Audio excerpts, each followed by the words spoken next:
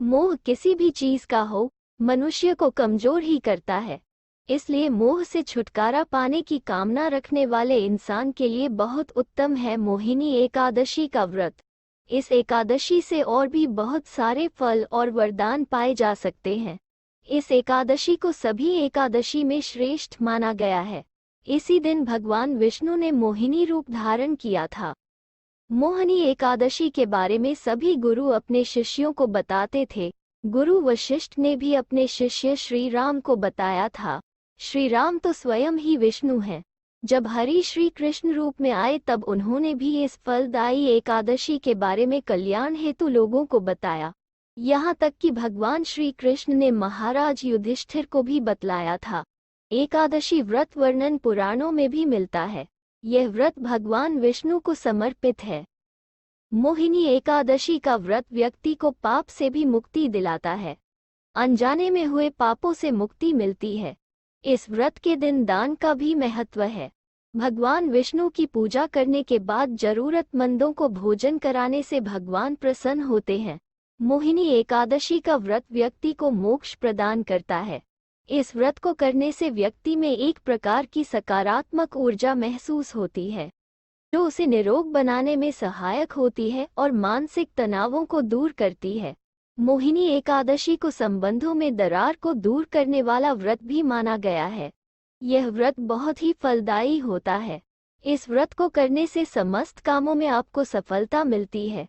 मान्यता है कि इस व्रत को करने से सभी प्रकार के पापों का नाश होता है और 10,000 सालों की तपस्या के बराबर फल मिलता है, अथवा सुनने से 1,000 गोदान का फल प्राप्त होता है।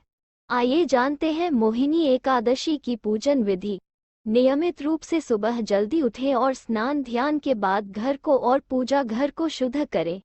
साफ कपड़े पहनें और एक चौकी पर लाल या पीले रंग का वस्त्र बिछाएं। इसके बाद चौकी पर भगवान विष्णु की मूर्ति को स्थापित करें और उन्हें पीले रंग का तिलक लगाएं।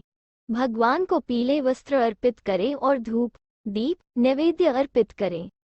ऐसा करने के बाद मोहिनी एकादशी कथा का पाठ करें और पूजा समाप्त होने के बाद अपने सामर्थ्य अनुसार जरूरतमंद लोगों को दान करें। शाम के समय आरती करें। द्वादशी तिथि के दिन व्रत का पारण करें। आइए जानते मोहिनी एकादशी की कथा। मोहिनी एकादशी के विषय में कहा जाता है कि समुद्र मंथन के बाद जब अमृत को लेकर देवों और दानवों के बीच विवाद हुआ था, तब भगवान विष्णु ने मोहिनी रूप धारण किया, जिनके रूप पर मोहित होकर दानवों ने अमृत का कलश उन्हें सौंप दिया। इसके बाद मोहिनी रूपधारी भगवान विष्णु ने सारा अमृत देवताओं को पिला दिया और देवता अमर हो गए। जिस दिन भगवान विष्णु ने मोहिनी रूप धारण किया था, उस दिन वैशाख माह के शुक्ल पक्ष की एकादशी तिथि थी। तब से भगवान विष्णु के इसी मोहिनी रूप की पूजा मोहिनी एकादशी के रूप में की जाती है। जब देवताओं को अमृत दिया जा रहा था, तब भेष बदलकर एक राक्षस भी अमृत पान करने के लिए देवताओं के साथ कतार में खड़ा हो गया और अमृत पी लिया। तभी सूर्य और चंद्र देव ने उसे पहचान लिया। जब उसे पकड़ने की कोशिश की गई, तब वह भागने लगा। तभी श्री हरि ने अपने सुदर्शन से उसका सिर काट दिया। परंतु ईश्वर ने अमृत को अमर करने की शक्ति दी है, और चूंकि उस राक्षस ने अमृत पहले ही पी लिया था, इसलिए वो अमर हो गया था। उसका सर और धड़ 2 भागों में विभक्त हो गया, जिसे राहु और केतु के नाम से जाना गया। राहु और केतु ज्योतिष में बहुत बड़ा स्थान रखते हैं।